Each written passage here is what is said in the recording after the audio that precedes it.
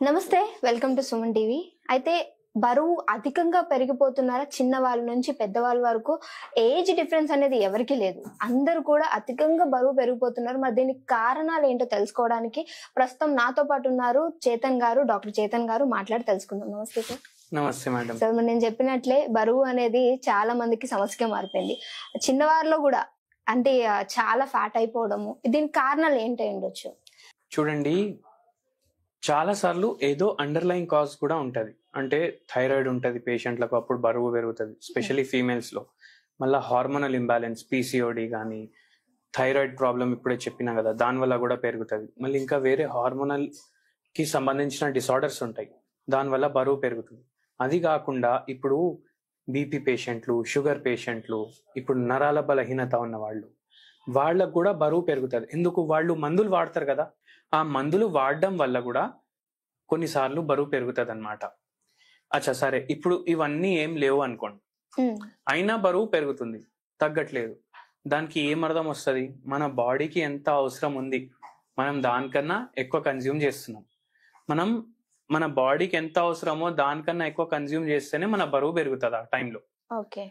అయితే ఇవి కొన్ని కారణాలు. మళ్ళీ ఇంపార్టెంట్ ఇంకా ఏంది, ఇప్పుడు కొద్దిగా తింటే మనకు ఆకలి అవుతుంది, కొద్దిగా తింటే ఆకలి అవుతుంది, మనం ఆపుకోలేం. అయితే మనం ఫిజికల్ యాక్టివిటీ కూడా చేయట్లేదు మనం. అంటే మనం ఫిజికల్ యాక్టివిటీ పెంచుకుంటే కూడా మనకు బరువు కంట్రోల్లో ఉండొచ్చు. సో ఫిజికల్ యాక్టివిటీ ఉండకపోవడం, ఎక్కువ ఎంత అవసరం దానికన్నా ఎక్కువ మన బాడీ కన్జ్యూమ్ చేయడం, మళ్ళీ దాని తర్వాత స్లీప్ కూడా ఒక వెరీ ఇంపార్టెంట్ ఇష్యూ. స్లీప్ కూడా సరిగా లేకపోతే బరువు పెరుగుతాం. డాక్టర్ గారు, అయితే బాడీలో ఫ్యాట్ ఏది ఎక్కువగా తొందరగా పెరుగుతుంది? ఒకవేళ తగ్గించాలన్నప్పుడు, ఎక్సర్సైజ్ చేసినప్పుడు ఏది తొందరగా తగ్గుతుంది? ఇప్పుడు ఎప్పుడైతే వెయిట్ పెరుగుతాం కదా, కొందరికి ఫేస్ ఈ చీక్స్ ఉంటాయి కదా, అవి అక్కడ ఫ్యాట్ అక్యుములేషన్ ఎక్కువ ఉంటుంది. కొందరికి పొట్ట పైన ఉంటుంది, కొందరికి బటక్స్ ఏరియాలో ఉంటాయి. ప్రతి పేషెంట్ ఎవరికైతే బరువు పెరుగుతుంది కదా, ఇప్పుడు మన దగ్గర చాలా మంది వెయిట్ లాస్ పర్సన్ ని బట్టి, జెనెటిక్స్ ని బట్టి ఉంటది. సో ఇండియన్స్ లో మనకు ఎక్కువ ఈ పొట్ట రీజన్ లో బెల్లీ ఫ్యాట్ అంటారు కదా, అది ఎక్కువ పెరుగుతుంది. మళ్ళీ బటక్స్ రీజన్ లో, థైస్ రీజన్స్ లో పెరుగుతుంది. అండ్ ఇప్పుడు తగ్గేటప్పుడు కూడా అట్లనే. సో కొందరికి ఫేస్ పైన ఉన్న ఫ్యాట్ ఫస్ట్ పోతుంది, కొందరికి థైస్ మీద ఉన్న ఫ్యాట్ పోతుంది. సో పేషెంట్ టు పేషెంట్ అది చేంజ్ అయితేనే ఉంటది. కొంతమంది చిన్న పిల్లలు కూడా చాలా ఎక్కువగా బరువు పెరిగిపోతున్నారు. అంటే వాళ్ళు తినే ఫుడ్ లో ఏమన్నా లోపం ఉండొచ్చా? అవును, ఫుడ్ లో కూడా లోపం ఉంది. ప్లస్ ఇప్పుడు ఏమైపోయిందంటే స్కూల్ ఎట్లయిపోయినాయి, ఒక బిల్డింగ్ లో అయిపోయినాయి.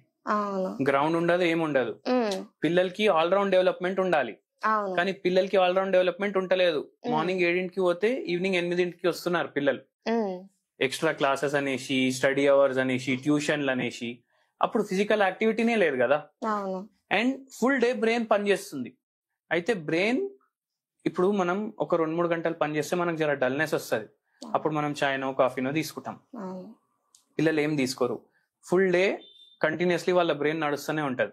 అయితే అది కాంపన్సేట్ చేయడానికి వాళ్ళు హై కార్బోహైడ్రేట్ డైట్ తీసుకుంటారు.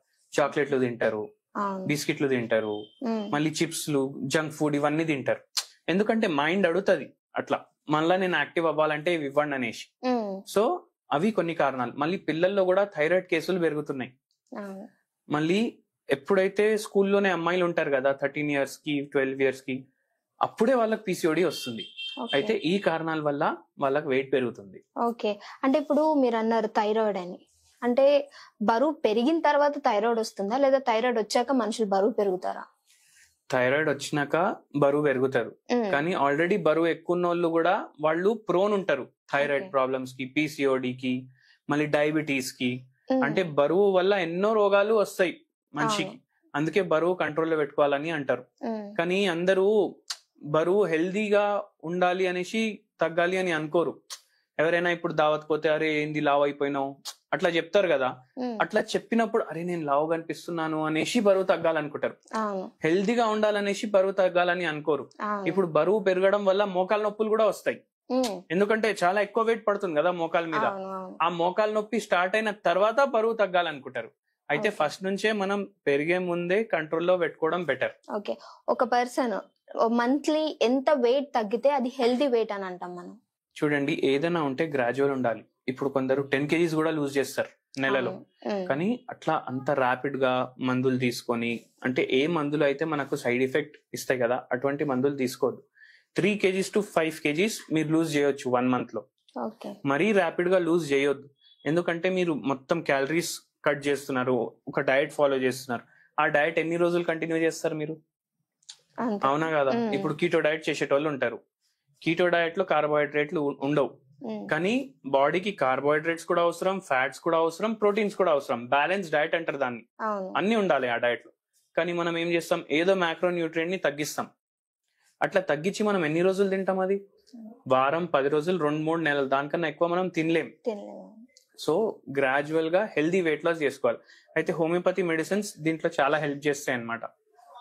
మనం పేషెంట్ కి ఒక డైట్ ఇస్తాము, బ్యాలెన్స్ డైట్, మళ్ళీ దాంతో పాటు హోమియోపతి మెడిసిన్స్ ఇస్తాము. అయితే gradual and permanent weight loss అవుతుంది పేషెంట్ కి. తీసుకునే ఫుడ్ మనకి ఎంత వరకు యూజ్ అవుతుంది అంటారు దీనికి? తీసుకునే ఫుడ్ అంటే మనం ఇప్పుడు డైట్ తీసుకుంటున్నప్పుడు కొంత ఫుడ్ తీసుకుంటాము, కొంతమంది కొంత లాస్ చేసేస్తూ ఉంటారు.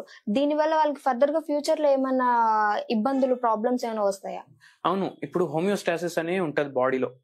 అంటే మొత్తం బాడీ కరెక్ట్ గా పనిచేస్తుందా, చేయట్లేదా. ఇప్పుడు మనం ర్యాపిడ్ గా వెయిట్ లాస్ చేసినాం అనుకోండి, అప్పుడు ఏమైతుంది, ఆ హోమియోస్టాసిస్ డిస్టర్బ్ అవుతుంది. దాంతో బాడీలో మల్టిపల్ ఫంక్షన్స్ డిస్టర్బ్ అవుతాయి.